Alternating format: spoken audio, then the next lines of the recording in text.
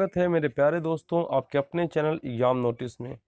तो दोस्तों आज आपके लिए लेकर आया हूं भारत के राष्ट्रीय प्रतीक का भाग दूसरा, और इसका पहला भाग मैं पिछले वीडियो में ला चुका हूं, जिसका लिंक इस वीडियो के डिस्क्रिप्शन में दिया हुआ है। तो यदि आप वहां पे नहीं विजिट किए हैं तो एक और वहां पे जाएं और पहले उस वीडियो को देख लें, उसके बाद इस वीडियो को देखें। और अगर वहां पे आप देख चुके हैं तो स्वागत है इस वीडियो में, आइए और आगे बढ़ते हैं। पहला प्रश्न है, वंदे मातरम का संबंध किस उपन्यास से है? उस सेट में, उस वीडियो में मैं आपको पूरी अच्छे तरह से समझा चुका था वंदे मातरम के बारे में कि इसकी रचना बंकिम चंद्र चटर्जी ने किया था और आनंद मठ के में इसका जिक्र है। ठीक है, आनंद मठ में इसका जिक्र है। तो यहाँ पे समझिए थोड़ा सा ट्रिक, आपको पूरा का पूरा प्रश्न क्लियर हो जाएगा। तो रविंद्रनाथ जो ठाकुर जो थे वो क्या करते थे, इस आनंद मठ को लिखने के क्रम में 8 बजे डेली क्या करते थे, बैठा करते थे। 8 बजे डेली बैठा करते थे और 2 बजे तक लिखा करते थे। 8 बजे डेली बैठकर 2 बजे तक लिखा करते थे। ठीक है, और इसकी रचना उन्होंने, तो आप बोलेंगे कि आनंद मठ एक उपन्यास है, इसकी 8 से 2 बजे तक कैसे लिखा करते थे? तो इसकी भाषा, वो दो भाषा में वो रचना किया करते थे। पहला तो वो साधु प्रवृत्ति के व्यक्ति थे, इस कारण पहला उन्होंने संस्कृत में लिखा, और दूसरा चूंकि वो बंगाल से संबंधित थे तो उन्होंने बंगाली भाषा से भी इस को रूबरू किया। यानी पहला उन्होंने संस्कृत भाषा में लिखा, दूसरा बंगाली भाषा में लिखा। यहाँ तक क्लियर है। अब बात आती है कि 18 वर्ष को युवाओं को उन्होंने शुरू किया। बोला कि 18 वर्ष के जो युवा हैं वो 9 युवा आए और आकर के 9 युवा आए और कल 6 बजे से क्या करेंगे, गाएंगे इसको, और गा करके अपना स्वतंत्रता संग्राम को आगे बढ़ाएंगे। 18 वर्ष के कितना युवा, 9 युवा, और 6 बजे गाएंगे, और 6 बजे ही गा करके हम लोग अपना काम को शुरू करेंगे। चलिए अब आते हैं प्रश्न में। पहला प्रश्न है, वंदे मातरम का संबंध किस उपन्यास से है? तो भली भांति परिचित है आनंद मठ, इसमें कहीं कोई दिक्कत नहीं है, उस वीडियो में मैं इसके बारे में समझा चुका हूँ। अब बारी है अगला प्रश्न की, जिसमें है आनंद मठ की रचना कब हुई थी? तो मैंने बताया आपको 18 खुद में सोच लेना है, 18 और 1882, आपको बस इतना याद रखना है 82। ठीक है, 82। अब यहाँ पे 19 तो नहीं हो सकता क्योंकि 1982 में वो नहीं थे। ठीक है, तो 1800 और से 2 तक क्या पढ़ा करते थे? तो आनंद मठ की रचना कब हुई? 1882 ईस्वी में। और कितने भाषाओं में हुई? 2 भाषाओं में, बंगाली और संस्कृत। तो तीसरा प्रश्न है कि वंदे मातरम की रचना कितने भाषाओं में हुई थी? वंदे मातरम की रचना कितने भाषाओं में हुई थी? तो इसका सही आंसर क्या हो जाएगा? 2, बंगाली और संस्कृत। बंगाली और संस्कृत, यानी वंदे मातरम की रचना 2 भाषाओं में हुई थी, बंगाली और संस्कृत। अब वंदे मातरम को सर्वप्रथम कब गाया गया था? वंदे मातरम को सर्वप्रथम कब गाया गया था? ठीक है, तो वंदे मातरम को सर्वप्रथम गाया गया था 1896 ईस्वी में। मैंने आपको बताया कि 1896 ईस्वी में 18 युवाओं ने 18 वर्ष के 9 युवाओं ने 6 बजे गाना है इसको, और गा करके अपना क्या करना है, काम शुरू करना है। ठीक है, 18 वर्ष के 9 युवा और 6 बजे गाना 1896 ईस्वी में सर्वप्रथम गाया गया।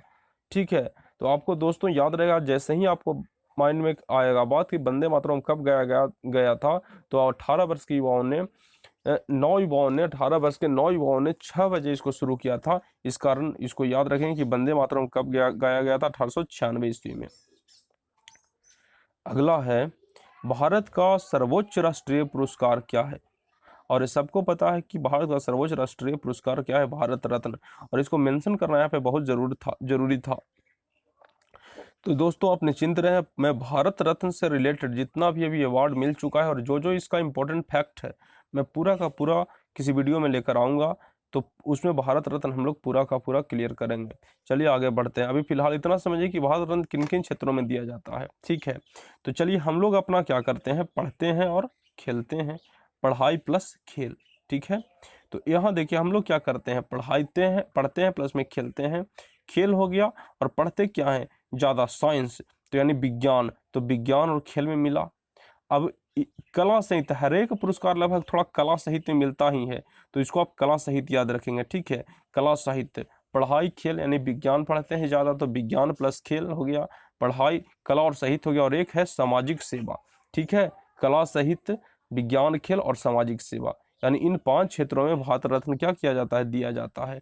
चलिए अब आगे बढ़ा जाए। भारत रत्न की शुरुआत कब की गई थी, ठीक है। भारत रत्न की शुरुआत कब की गई थी, तो भारत रत्न की शुरुआत 2 जनवरी 1954 में की गई थी। याद रखिए 1950 ईस्वी में 1950 ईस्वी में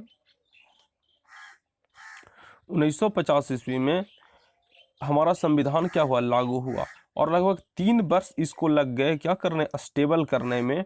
तो लोगों ने इसको बहुत बढ़ चढ़कर इसमें काम किया, अपना जीवन को इसमें डेडिकेट किया। तो लोगों ने समझा कि जो 3 वर्ष हम लोगों ने काम किया, उनमें जो इम्पोर्टेंट व्यक्ति हैं उनको भारत में कुछ पैसा पोस्ट मिलना चाहिए, जो कि आने वाला जो पीढ़ी है उनको याद रख सके। इससे 1954 में 3 वर्ष तक बिजी रहे। 1954 में क्या बना, भारत रत्न की शुरुआत हुई। और अब जनवरी, तो 1 जनवरी को याद रखेंगे, नेता लोग 1 जनवरी में क्या करते रहे कि हमारे जो महापुरुष लोग थे वो 1 जनवरी मनाते रहे, तो 1 जनवरी को तो छुट्टी उनको मिला नहीं, इसलिए 2 जनवरी 1954 की इसकी शुरुआत कर दी गई। 2 जनवरी 1954, उम्मीद है क्लियर हो गया होगा। और उस समय तत्कालीन भारत के राष्ट्रपति कौन थे, डॉक्टर राजेंद्र प्रसाद, ठीक है। तो 8वां प्रश्न है, भारत रत्न की शुरुआत के समय भारत के राष्ट्रपति कौन थे, तो इसका सही आंसर क्या होगा, डॉक्टर राजेंद्र प्रसाद, ठीक है। अगला प्रश्न है, भारत का राष्ट्रीय पशु क्या है, भारत का राष्ट्रीय पशु क्या है, बाघ, ठीक है। भारत का राष्ट्रीय पशु क्या है, बाघ। पहले क्या था, तो देखिए 1973 के पहले क्या था, शेर था, लेकिन इसको पहले क्या था, शेर, लेकिन 1973 के बाद इसको बाघ कर दिया गया, ठीक है। 1973 के बाद इसको बाघ कर दिया गया। तो हम यहाँ पे क्या देखेंगे मेरे प्यारे दोस्तों कि 1973 में शेर था, तो लोगों ने सोचा कि शेर सबसे शक्तिशाली है, तो इसको हम क्या करते हैं, अपना राष्ट्रीय पशु घोषित कर देते हैं। तो एक व्यक्ति आया, फिर कोई नेता आया, बोले कि तू हट, तू हट, शेर से भी बड़ा कौन है, बाघ है, तो तू हट मैंने 73, तू हट 73, तू हट, ठीक है। 1973 में क्या घोषित कर दिया गया, शेर को राष्ट्रीय पशु घोषित कर दिया गया। बाघ को राष्ट्रीय पशु घोषित कर दिया गया। चलिए अब आगे बढ़ते हैं। अगला है 1973 के पहले भारत का राष्ट्रीय पशु क्या था, 1973 के पहले भारत का राष्ट्रीय पशु क्या था, तो 1973 के पहले राष्ट्रीय पशु मैंने बताया क्या था, शेर था, ठीक है। अगला है, भारत का राष्ट्रीय फूल क्या है, तो भारत का राष्ट्रीय फूल क्या है, कमल, ठीक है। चलिए अब आगे बढ़ा जाए। अगला है, भारत का राष्ट्रीय फल क्या है, भारत का राष्ट्रीय फल क्या है, तो वेल नोन है फल है आम, ठीक है। भारत का राष्ट्रीय फल क्या है, आम। तो इस चलिए आगे बढ़ा जाए। अगला है, भारत का राष्ट्रीय पक्षी क्या है, तो भारत का राष्ट्रीय पक्षी है मोर, ठीक है। भारत का राष्ट्रीय पक्षी है मोर। इस अगला है, भारत का राष्ट्रीय खेल क्या है, तो भारत का राष्ट्रीय खेल है हॉकी। बिल्कुल सिंपल क्वेश्चन है, लगभग सभी को पता होता है। और हॉकी कब से भारत का राष्ट्रीय खेल बना, तो भारत ने ओलंपिक में हॉकी के लगातार 6 मेडल जब से जीते, उसी समय से भारत का राष्ट्रीय खेल शुरू हो गया, ठीक है। उसी समय से भारत का राष्ट्रीय खेल के रूप में इसको देखा जाने लगा, मनाया जाने लगा, या फिर इसको रखा गया भारत का राष्ट्रीय खेल के रूप में। तो एक बार आइए पुनः रिवीजन कर लेते हैं। आप मोबाइल को नीचे पलट के रख दें और केवल इसको सुनते रहें और इसका आंसर बताते चलें। बताइए, वंदे मातरम का संबंध किस उपन्यास से है, आनंद मठ, बहुत बढ़िया। कितने भाषाओं में आनंद मठ की रचना हुई, संस्कृत बंगाली 2 भाषाओं में। अच्छा, रचना कब हुई, 8 से 2 बजे तक पढ़ा करते 1882। अच्छा, गाया कब गया, तो 18 वर्ष के 9 युवाओं ने 6 वर्ष 1896, बहुत बढ़िया। आगे बढ़ते हैं। भारत का राष्ट्रीय पुरस्कार क्या है, भारत रत्न। पहले कितने क्षेत्रों में दिया जाता था, 5, ठीक है। कौन कौन, विज्ञान, कला, विज्ञान यानी खेल, पढ़ाई और खेल, विज्ञान और क्या, खेल, कला, साहित्य और सार्वजनिक सेवा, बहुत बढ़िया। आगे बढ़ते हैं। भारत रत्न की शुरुआत 2 जनवरी 1954, क्योंकि 3 वर्ष तक तो बिजी रहे थे। आगे भारत रत्न की शुरुआत के समय भारत के राष्ट्रपति कौन थे? तो भारत के शुरुआत के समय भारत के राष्ट्रपति डॉक्टर राजेंद्र प्रसाद। भारत का राष्ट्रीय पशु है बाघ। भारत का राष्ट्रीय पशु किस वर्ष घोषित किया गया? 62 माने 73, और पहले क्या था? शेर। ठीक है। भारत का राष्ट्रीय फूल क्या है? कैमल। राष्ट्रीय गेम बताइए? हॉकी। पक्षी बताइए? मोर। खेल बताइए? हॉकी। अच्छा, इसको क्यों किया गया? तो ओलंपिक में 6 मेडल जीता था इसके कारण। थोड़ा सा और बता दीजिए, 1973 के पहले क्या था हमारा पशु, राष्ट्रीय पशु? शेर। और 1973 के बाद क्या आया? बाघ। यदि आपको सेशन पसंद आया हो तो लाइक, शेयर और सब्सक्राइब करें। और आप इसमें आप एक बात जरूर लिखें कि आपको जो अभी 15 बताए प्रश्न, उसमें 15 में से कितने प्रश्नों को आपने सही जवाब दिया, और जो आपको डाउट जिसमें लगा उसमें डबल स्टार का आप निशान लगाएं, और उसको कम से कम 2 से 3 बार पढ़ें और 2 से 3 बार लिखें।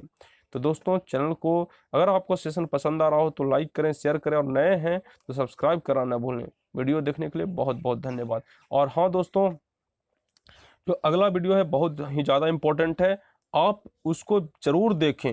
एक आप उसको जरूर देखें, क्योंकि अगला वीडियो बहुत इम्पोर्टेंट है, बहुत इम्पोर्टेंट है।